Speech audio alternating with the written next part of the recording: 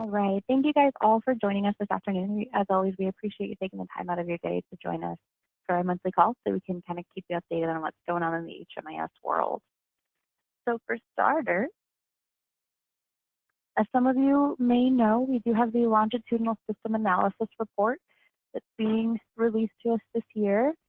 So if you are familiar with the annual homeless assessment report, or the AHAR for short, this report is coming from HUD, and it's going to be replacing the AHAR that we used to use. So just like the AHAR used to do, the data from this report is going to be reported to Congress so that HUD can report to Congress the homelessness in each community in our nation. So we anticipate that it will be available October 1st. And then once we have the report available to us, the HMIS team will begin looking through the data. And if data corrections are needed by different agencies, at that point we will begin reaching out to any agencies that we can, hoping to get some data corrections so that we can submit on time. So if you have any questions about this report, please feel free to reach out to us. We're definitely happy to help answer any questions that you might have as we go through this process. So something that we would like to address is encrypted tickets.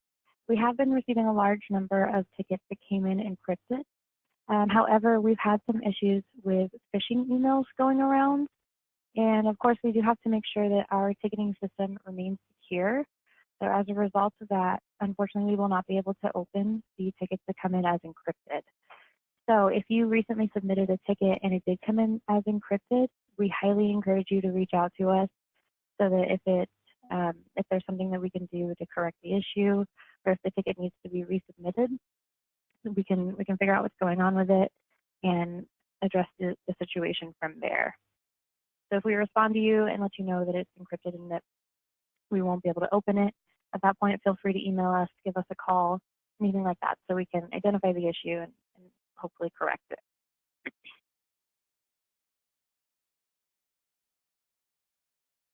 So during our data cleanup project, one of the things that we are looking at is our list of projects or enrollment. So we are hoping that we can kind of eliminate some of the projects that are no longer being used. So typically when a project ends, like if the funding ends or the project is no longer going to be active, we as the HMIS team need to be informed of this change so that we can begin the process of deactivating the project.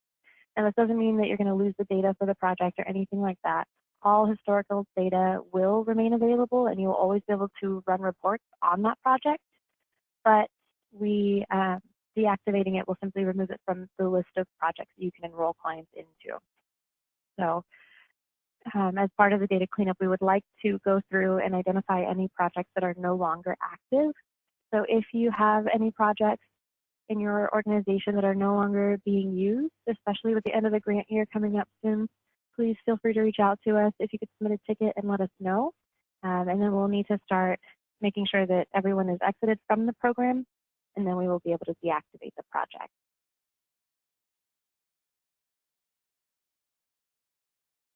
So this week we actually attended a Caseworthy webinar where Caseworthy showed us their baseline coordinated assessment system as well as their bed reservation system. And it looks pretty interesting. So we are currently exploring it to see if that would be an option for our particular community. Of course, our community is very complex. So we're looking to see if it would be something that we could implement in our community, and if so, what that process would look like. So we will have more information about that going forward, but we just wanted to give you a heads up that that was something that Caseworthy kind of gave us a demo on. So that was pretty cool.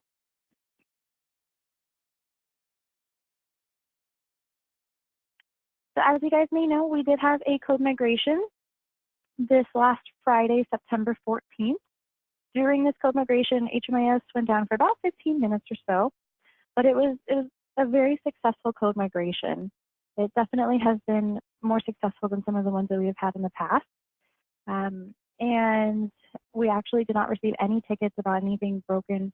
We found a couple minor issues as a result, and we immediately corrected them. But overall, it was a very successful code migration. So we hope to continue to receive more code migrations from our vendor. And as a result of going closer to baseline because we've removed some of the custom features and implemented more baseline features. The code migrations should be much smoother going forward. So when you hear code migration, you don't have to panic anymore. It'll be a fairly smooth process, and for the most part, HMIS will not be down for a very long time. Hopefully it'll be similar to this last one where it was only about 15 minutes or so. But like always, we will send out emails to let you know when the code migration is coming up, and then we'll send out an email once it has been completed as well. Also, if you're looking for updates on code migration, we do post them to the HMIS website as well, in case you missed the email or if it went to your junk mail, anything like that. So one of the new features that we adopted during the restoration and renovation project was the ability to send a referral to one particular HMIS user. So if you are familiar with this feature, if you've gotten a chance to use it, there have been some minor changes to it that happened this week. We enhanced it slightly. So now when you create a referral for one particular staff member, when you pull up the list, it is only going to show you staff members who have an active HMIS account in that provider. So it'll make it a little bit more user-friendly. You won't see a really long list. It'll only be the ones who are active. And then the person who receives the referral can go into their My Stuff tab and click on My Referral. And they can see their referral from there.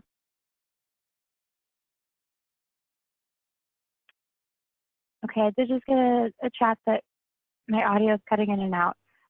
If you have any trouble hearing me, please let me know.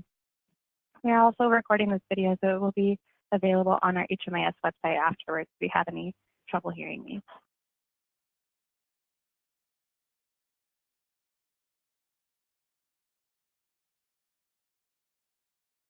All right, so we do have some exciting upcoming training opportunities for you guys.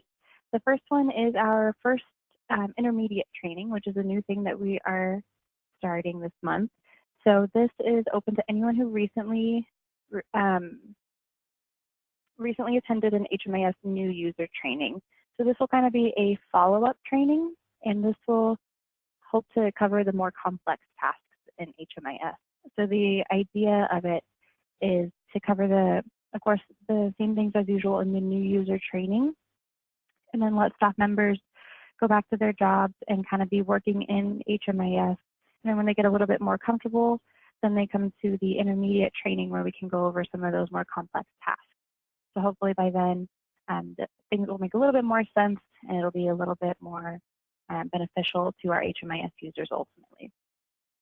Now, our second upcoming training is going to be a reporting workshop. So you may know that we are now doing monthly workshops. So the month of October, we're going to be doing our reporting workshop. So this will, of course, cover the basics of how to run a report, but we won't spend too much time on that since most people in the workshop may already know how to run a report. But we'll go over some of the different reports that you can use, just the different reports that we have available.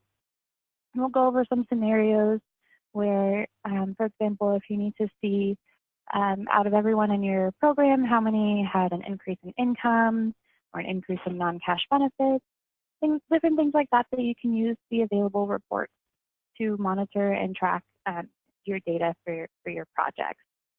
So I am going to be sending out an Eventbrite invitation pretty soon to register for the training, and then I will also post it on our HMIS website as well. So keep an eye out for that so you can register for it. It will be a go-to meeting just like the ones that we've done in the past. And then we will also have a guide to go along with it as well. All right, and we also have our data quality spotlight, of course, as usual. So this month, it looks like we have 4 different AGIF projects that have 0 data corrections. Great job as always, AGIF, that's fantastic.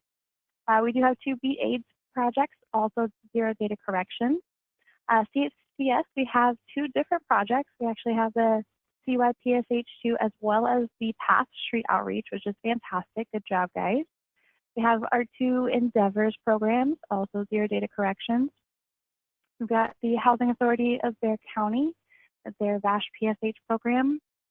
Both are safe COC PSH programs. Both have zero data corrections.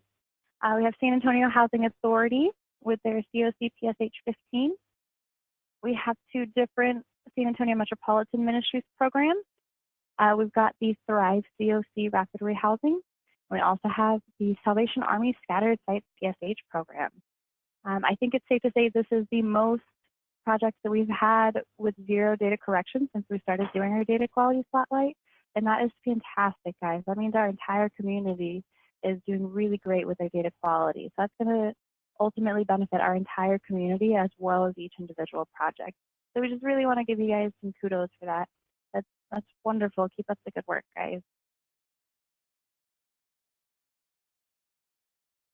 All right, so in just a second, I am going to open it up to questions, but I do want to let you guys know about one update that we corrected today. There are different ways that you can send emails from HMIS. One of those is when you assign a case manager. You can send an email to that case manager to inform them. Then there's also the email that you use when you use the forgot your password feature. It typically will send you an email with a temporary password. So we actually recently discovered that the email notification system was not working. So as of today, that has been corrected.